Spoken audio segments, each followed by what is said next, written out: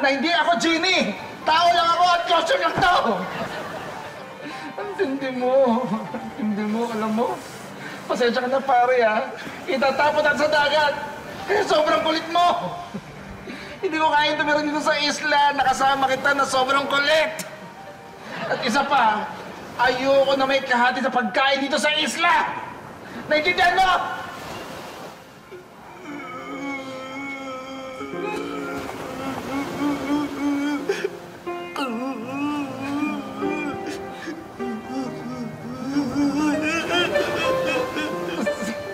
Sige! Alright! Yan, sige! Ito gagawin ko, ha? Sige, parisipin mo na. Sabi mo, hindi ako tao. Sige, ito ang gagawin natin. Bago kita itapon sa dagat, bibigyan kita ng 3 kahilingan. 3 kahilingan? Sabi ko na, JD ka eh!